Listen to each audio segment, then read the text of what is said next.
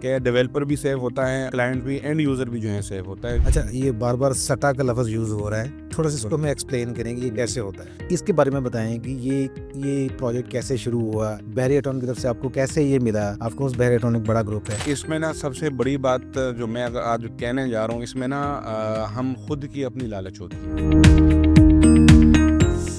नाजरीन अस्सलाम वालेकुम। आज क्यू डॉट के कहानियाँ सुनाने के हवाले से सेकंड इंटरव्यू के साथ हम आज हाजिर हैं। मेरे साथ मौजूद हैं आमिर उवैस, जो कि डायरेक्टर हैं अलवाइस ग्रुप के। लैंड डेवलपमेंट ग्रुप है, बहुत बड़ा ग्रुप बहरिया टाउन का। तो इनकी आज कहानी सुनेंगे इनकी ज़ुबानी, डेवलपमेंट के हवाले से, प्लाट ख़रीदने बेचने के हवाले से, प्रॉपर्टी के हवाले से। इनका कैसा सफ़र रहा, क्या जर्नी रहा इनका, इसमें इनको क्या मुश्किलात पेश आईं, क्या चैलेंजेस आए, कैसे इन्होंने उनका सामना किया और उससे निकल के एक सक्सेसफुल डेवलपर और प्रॉपर्टी टाइकून कैसे बने। आइए इनसे बात करते हैं, आमिर वाइस साहब से। आमिर साहब कैसे हैं आप? जी वालेकुम सलाम, अल्हम्दुलिल्लाह। आप सुने रिजवान भाई, ठीक है? बिल्कुल ठीक-ठाक। It's a very big pleasure for me to have a sit in with you. एक आपसे बात करेंगे हम लैंड डेवलपमेंट के हवाले से, प्रॉपर्टी के हवाले से, आजकल क्या हालात चल रहे हैं, क्या आपका। अभी मैं देख रहा था कि छोटी-सी हम बैकग्राउंड रिसर्च कर रहे थे, तो आपका काफ़ी बड़े प्रोजेक्ट चल रहे हैं अभी। अलवाइस टावर के नाम से आपका एक बड़ा प्रोजेक्ट अभी चल रहा है। तो we will go further later on that topic, but let's go back to the beginning. Aamir साहब, आपका जो बॉर्न ब्रॉट अप है और आपकी क्वालिफ़िकेशन है वो कैसे थी, और ये डेवलपमेंट की तरफ आप कैसे आए? थोड़ा बताइएगा इसके बारे में। रिजवान भाई, बहुत बहुत शुक्रिया टाइम देने का। हाँ, रियल इस्टेट में आने का कोई मेरे ख्याल में हमें अंदाज़तन कोई 18 ईयर्स हो गए। और 18 ईयर्स हमने गुजारे हैं बहरिया टाउन लाहौर में। हमने सर्व किए हैं बहरिया टाउन लाहौर को ही हमने अल्हम्दुलिल्लाह दी है। और always group real estate and builders जो कि एक इदारा है जिसको ऑन कर रहे हैं हम तीन भाई, जो कि सीईओ हैं कामरान वाइज, और डायरेक्टर ऑपरेशन आदिल वाइज, और डायरेक्टर सेल्स इन मार्केटिंग मैं ख़ुद आमिर वाइज इस टाइम आपके सामने हूँ।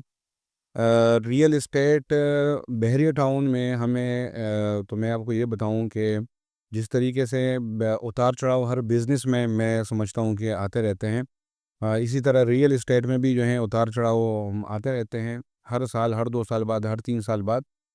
लेकिन रियल इस्टेट का जो बिज़नेस है मैं समझता हूँ कि एक इजी बिज़नेस है। जैसा कि लाइक आप कोई भी बिज़नेस करते हैं उसमें आपको प्रोडक्ट की ख़राब होने की आपको मसला होता है, या एक्सपायर होने का मसला होता है, या बहुत सारी ऐसी चीज़ें होती हैं। लेकिन रियल इस्टेट में अगर आप एक प्लॉट ख़रीदते हैं और या एक घर ख़रीदते हैं, तो उसका ये है कि प्लॉट अगर आपने ख़रीद लिया, अगर आप नहीं भी बनाते हैं, सालों साल भी नहीं बनाते, प्लॉट वहीं पे पड़ा होता है, ख़राब नहीं होता, कोई उठा के लेके नहीं जाता। तो मैं समझता हूँ कि इजी इन्वेस्टमेंट जो है ना रियल इस्टेट में, जो है रियल इस्टेट को मैं समझता हूँ कि बहुत इजी इन्वेस्टमेंट है। अच्छा आमिर साहब, मेरा एक सवाल है आपसे। जब हम प्रॉपर्टी की बात करते हैं, स्पेशली बड़े शहरों में, बहरिया टाउन, डीएचए, तो इनकी कहानी शुरू होती है फॉर्म देने से। फॉर्म के बाद फिर उसमें फ़ाइल आ जाती है, फ़ाइल के बाद उसमें बैलेटिंग आ जाती है, प्लॉट निकलना है या नहीं निकलना है। मैं पर्टिकुलरली बहरिया टाउन के या अलवाइस ग्रुप की बात नहीं कर रहा, मैं ओवरऑल एज़ ए बिज़नेसमैन बात कर रहा हूँ जो कि प्रॉपर्टी से लिंक्ड हैं। तो बैलेटिंग के बाद फिर प्लॉट निकल आया, प्लॉट के बाद तो ये जो सारा प्रोसेस है, इसके अंदर जो इंटेग्रिटी है, जो एथिकल कंडक्ट ऑफ बिज़नेस है, आजकल हमारा जो कंज्यूमर तबका है, जो प्लॉट बायर्स हैं, वो बड़े परेशान हैं। अक्सर हम देखते हैं कि फॉर्म बिक रहे हैं 10,000 15,000 में, अचानक सारे फॉर्म बाय बैक हो जाते हैं, और वो महंगे दामों पर बिक रहे होते हैं, उसकी मसनूई शॉर्टेज पैदा की जाती है। तो ये जो कंडक्ट है, और मुझे पता है कि कुछ अर्सा पहले बैरिया टाउन, इवन डीएचए में भी इस तरह की चीज़ हुई है। तो इस तरह के जो फॉर्म वगैरह हैं, वो तो फ्री ऑफ कॉस्ट अवेलेबल नहीं होने चाहिए इनकी वेबसाइट्स के ऊपर। इतना क्यों चार्ज कर रहे होते हैं? क्यों प्ले हो रहा होता है इसके अंदर? रिजवान भाई, फार्म का अगर मैं बताऊं तो फार्म, सबसे पहले तो फार्म बहरिया टाउन फार्म में काम नहीं करता। बहरिया टाउन डायरेक्ट जो है वो प्लॉट्स, लैंड परचेज़ करती हैं, और लैंड परचेज़ करने के बाद उस पे देन उसका मैप निकलता है, उसकी डेवलपमेंट स्टार्ट होती है, और 3 से 4 महीने उसकी जितने भी प्लॉट्स निकलते हैं वो उनको सोल्ड आउट करते हैं मार्केट में और उसकी डेवलपमेंट करके पोजीशन दी जाती है। ये मैं बहरिया टाउन की, जो कि 18 साल एक्सपीरियंस हो चुका हुआ है बहरिया टाउन से रिलेटेड। अगर बहरिया टाउन कहीं फार्म निकालते हैं, लाइक पिशावर फार्म आया था, रजिस्ट्रेशन फार्म था, वो बुकिंग फार्म नहीं था। वो ऐसे ही उन्होंने जो है ना पूरे पाकिस्तान के लिए उन्होंने लॉन्च कर दिया था। हर बैंक से भी और सोसाइटी ऑफिस से भी ओपन मिल रहे थे। हाँ, इसमें ये है कि मगर मैं राइट लेफ़्ट जाऊँ तो राइट लेफ़्ट में बहुत सारे ऐसे हैं कि जो फ़ाइलों में सोसाइटीज़ लॉन्च करते हैं, जो कि एंड यूज़र को बहुत जो है मुश्किलात सामने आते हैं, बहुत लॉस होते हैं, जो कि ये नहीं करना चाहिए।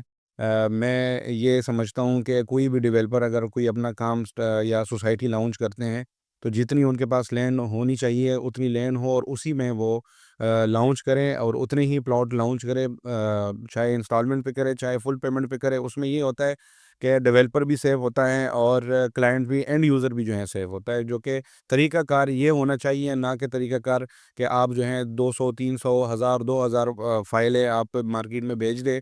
उसके बाद आपके पास उतनी लैंड होती नहीं है, लेकिन आप फ़ाइलें ज़्यादा बेच देते हैं, जो कि बाद में वो मसले, एंड में मसला जो है वो या तो डीलर्स को पेश आता है या वो एंड यूज़र को आता है। हुँ। तो ये